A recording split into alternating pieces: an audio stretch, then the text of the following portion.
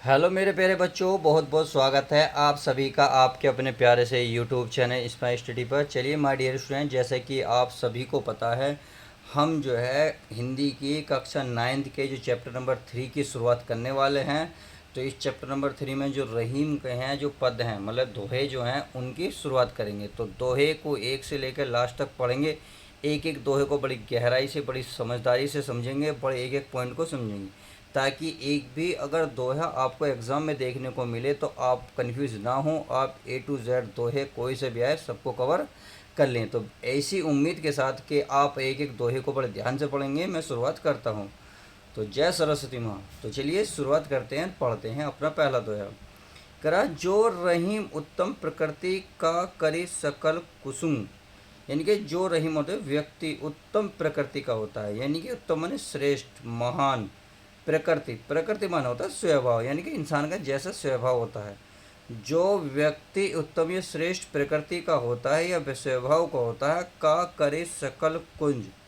का करे सकल, सकल माने बुरी संगत, सकल माने क्या होता है, बुरी संगत का कोई भी असर उस पर नहीं पड़ता। सही है। सकल माने होता है संसार का, यानी कि उस पर कोई भी असर नहीं पड़ता संसार का। किस प्रकार, जिस प्रकार चंदन विष व्यापत नहीं।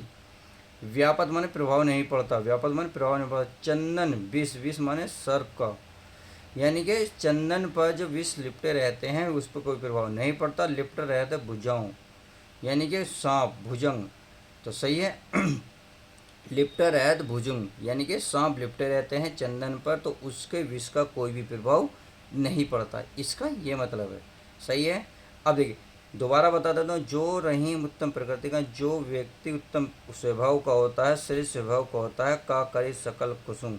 कुसुम माने होता है बुरी संगति का, उस पर कोई भी प्रभाव नहीं पड़ता। जिस प्रकार चंदन पर, चंदन विष, विष विष माने सांप, व्यापत, व्यापत नहीं, विष माने इसके सांप का जो जहर होता है। सही है। व्यापत नहीं, यानी कि चंदन पर कोई प्रभाव नहीं पड़ता। लिपट रहत भुजुम, और सांप जो लिपटे रहते हैं, तो सांप जो लिपटे रहते हैं उसके विष का कोई भी प्रभाव नहीं पड़ता। उसी प्रकार जो व्यक्ति उत्तम स्वभाव का होता है, जो श्रेष्ठ स्वभाव का होता है, उस पर बुरी संगति का असर नहीं पड़ता। ये इसका अर्थ हुआ। तो चलिए पहले आप संदर्भ पढ़ लेते हैं, फिर हम इसकी क्या करेंगे, व्याख्या भी पढ़ेंगे। तो जैसे कि संदर्भ है, प्रस्तुत दोहा हमारी पाठ्य पुस्तक काव्य खंड के अंतर्गत दोहा शीर्षक से उद्भूत है। शीर्षक से लिया गया, आप यहाँ ऐसे लिख सकते हैं, शीर्षक से लिया गया है। यह कविवर रहीम द्वारा रचित, यह कवि द्वारा रचित रहीम ग्रंथावली से लिया गया। सही है। अब आती है प्रसंग की बात। तो प्रसंग में क्या करना है आपको, प्रसंग में है प्रस्तुत दोहे में कवि ने श्रेष्ठ व्यक्तियों के स्वभाव, उत्तम प्रकृति तथा चरित्र की दृढ़ता का वर्णन किया। आप इस बहुत प्यार से लिख सकते हो, स्वभाव, उत्तम प्रकृति तथा चरित्र का सुंदर वर्णन किया है, आप ऐसे भी लिख सकते हैं। सही है। अब चलिए मैं इसको भी समझा देता हूँ। व्याख्या।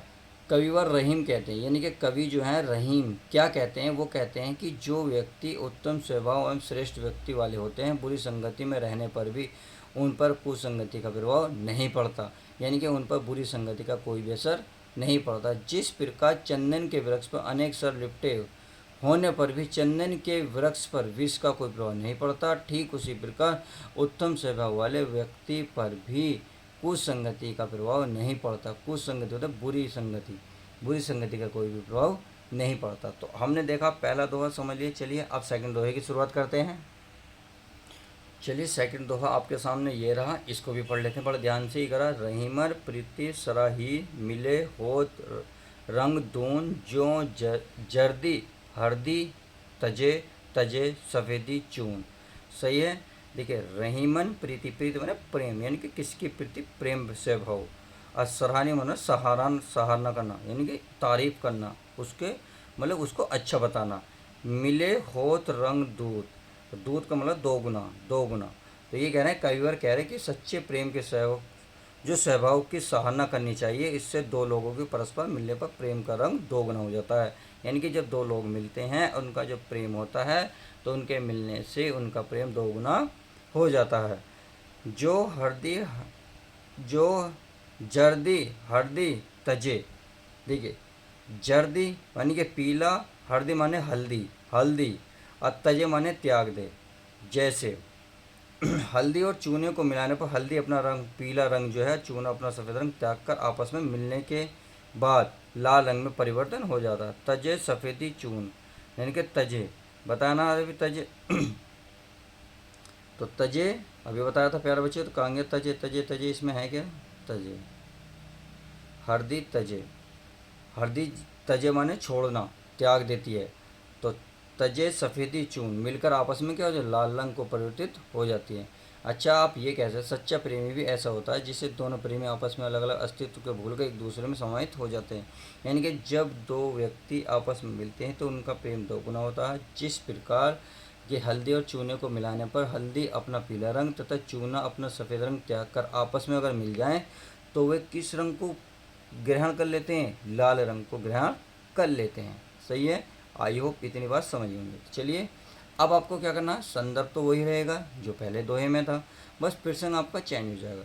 तो आप कहेंगे प्रस्तुत दोहे में कवि ने सच्चे प्रेम के प्रभाव का वर्णन किया, यानी कि सच्चे प्रेम के प्रभाव, यानी कि सच्चे प्रेम का क्या असर होता है उसका वर्णन किया है। व्याख्या है, कविवर रहीम कहते हैं कि हमें सच्चे प्रेम क्या करायो, सच्चे प्रेम के ऐसे स्वभाव की सराहना करनी चाहिए जिसमें दो लोग के परस्पर मिलने पर प्रेम का रंग दोगुना हो जाता है। जैसे हल्दी और चूने को मिलाने पर हल्दी अपना पीला रंग तथा चूना अपना सफ़ेद रंग त्याग कर आपस में मिलने के बाद लाल रंग में परिवर्तित हो जाते हैं। सही है। सच्चा प्रेम भी ऐसा ही होता है जिसमें दोनों प्रेमी अपने अलग अलग अस्तित्व को भूलकर एक दूसरे में समाहित हो जाते हैं, अर्थात एक रूप हो जाते हैं। तो इस दोहे का दूसरा मतलब ये रहा। तो आई होप मैंने दोहे नंबर 1 और 2 पढ़ा दिए हैं। प्लीज़ इस वीडियो को लाइक करें, चैनल को सब्सक्राइब करें। तो चलिए मिलते हैं किसी को नेक्स्ट वीडियो में, जब तक के लिए तो goodbye, take care, love you guys, अपना ध्यान रखें।